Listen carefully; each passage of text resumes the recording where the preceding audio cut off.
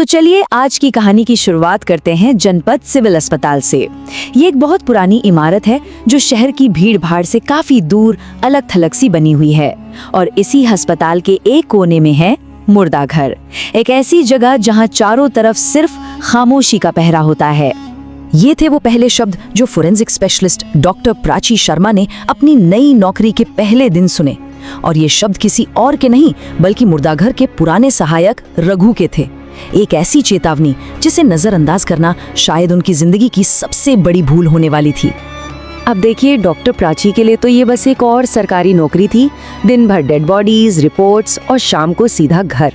लेकिन उन्हें ये नहीं पता था कि उस मुर्दा घर की दीवारों के भी अपने कुछ अनकहे नियम थे, और रघु जो पिछले 30 सालों से वहीं था, उन्हें ये नियम याद दिलाने वाला था। तो यहाँ ना दो बिल्कुल अलग दुनियाओं का टकराव था। एक तरफ थी डॉक्टर प्राची जो हर चीज को विज्ञान और तर्क की कसौटी पर तौलती थी, और दूसरी तरफ था रघु जिसकी आंखों ने वो सब देखा था जो मेडिकल की किताबों में कहीं नहीं लिखा था। वो जानता था कि इस मुर्दा घर में कुछ ताकतें हैं जिनके अपने नियम हैं। रघु की ये जो चेतावनी थी वो कोई सुनी सुनाई कहानी नहीं थी, नहीं, इसकी जड़ें जुड़ी थी 6 साल पहले हुई एक बहुत ही दुखद घटना से, जिसमें एक और डॉक्टर की जान चली गई थी। एक ऐसा हादसा जिसने उस खिड़की को हमेशा हमेशा के लिए बंद करवा दिया। डॉक्टर जोशी, वो इन सब बातों को अंधविश्वास मानते थे। एक रात काम के बीच उन्होंने सिगरेट पीने के लिए वही चौथी खिड़की खोल दी, और बस यहीं से सब कुछ बदल गया। कुछ देर बाद जब नर्स कविता वहां पहुंची तो उन्होंने डॉक्टर जोशी को एकटक उस खिड़की को घूरते हुए पाया। वो गहरे सदमे में थे। कुछ ही हफ्तों बाद उनकी लाश ठीक उसी खिड़की के नीचे मिली। नर्स कविता ने बाद में बताया कि डॉक्टर जोशी की आंखों में कोई आम डर नहीं था।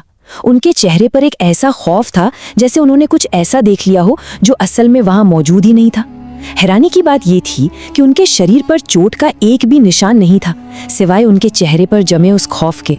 इस घटना के बाद अस्पताल प्रशासन भी हरकत में आ गया।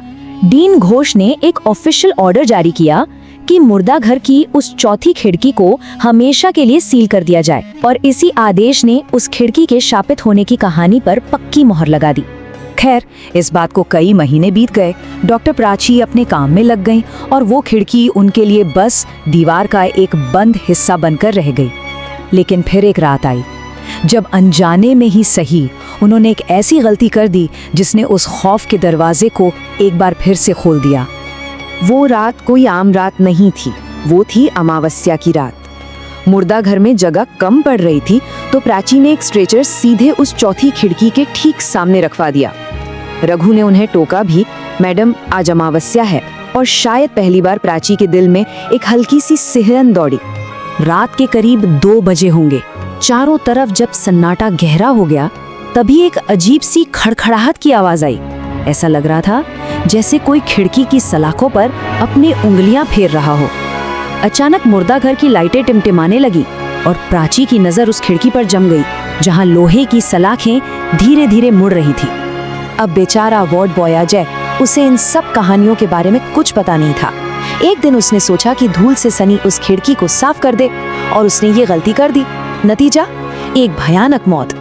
उस रात नर्स कविता ने जो देखा उसने इस बात को पक्का कर दिया कि उस खिड़की में वाकई कोई अनदेखी ताकत रहती है। अजय की मौत के बाद अब पानी सर से ऊपर जा चुका था। डॉक्टर प्राची के लिए अब इसे नजरअंदाज करना नामुमकिन था। वो सीधा डीन घोष के कैबिन में गईं और जिद पर अड़ गईं कि आज उन्हें उस खिड़की के पीछे की पूरी और असली कहानी जाननी है। डीन घोष ने एक गहरी सांस ली। उन्हें पता था कि अब सच बताने का वक्त आ गया है। उन्होंने बताना शुरू किया कि ये कहानी आज की नहीं बल्कि 8 साल पुरानी है। एक ऐसे केस से जुड़ी है जिसने इस अस्पताल के इतिहास पर एक गहरा दाग छोड़ दिया था। तो उस खिड़की का राज एक लड़की से जुड़ा था। नाम था उसका निधि।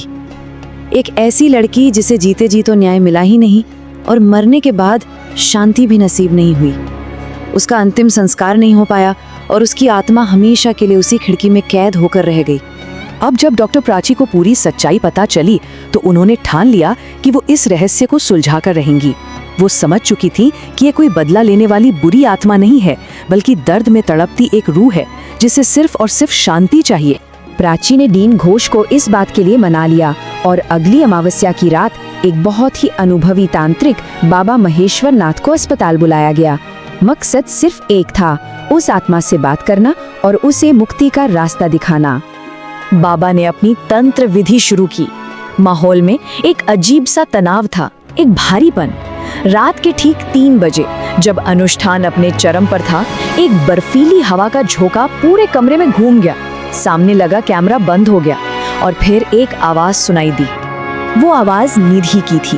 एक धुंधली सी परछाई धीरे धीरे सामने आई। उसने बदला नहीं मांगा, उसने खून खराबा नहीं चाहा, उसने सिर्फ न्याय मांगा। उसने अपनी अधूरी कहानी बताई कि कैसे उसकी चिता को कभी आग नसीब नहीं हुई और वो इस दुनिया में ही अटक कर रह गई। उसे बस यही चाहिए था, मोक्ष, आत्मा की वो परम शांति जो उसे एक उचित अंतिम संस्कार के बिना कभी नहीं मिल सकती थी। और डॉक्टर प्राची ने उस रात निधि की आत्मा से वादा किया कि वो उसे शांति दिलाकर रहेंगी। और डॉक्टर प्राची ने अपना वादा निभाया। उन्होंने अपने विज्ञान और आस्था दोनों का सहारा लिया और वो कर दिखाया जो पिछले 8 सालों में कोई नहीं कर सका था। उन्होंने निधि के परिवार को खोज निकाला और उसकी आत्मा की मुक्ति का रास्ता बना दिया। कहते हैं जिस रात गंगा किनारे निधि का अंतिम संस्कार हुआ, उसी रात मुर्दा घर की वो चौथी खिड़की जोर की आवाज के साथ अपने आप बंद हो गई। सालों बाद आज उस जगह पर खौफ की जगह एक अजीब सा सुकून है। अस्पताल प्रशासन ने अब उस खिड़की पर ताले के साथ साथ एक देवी की तस्वीर भी लगा दी है। और निधि की ये कहानी हमें एक बहुत गहरे सवाल के साथ छोड़ जाती है। क्या वाकई कुछ आत्माएं न्याय के इंतजार में इस दुनिया और उस दुनिया के बीच फंसी रह जाती हैं? और क्या एक खिड़की सिर्फ हवा आने का रास्ता नहीं, बल्कि किसी की अधूरी पुकार का जरिया भी हो सकती है?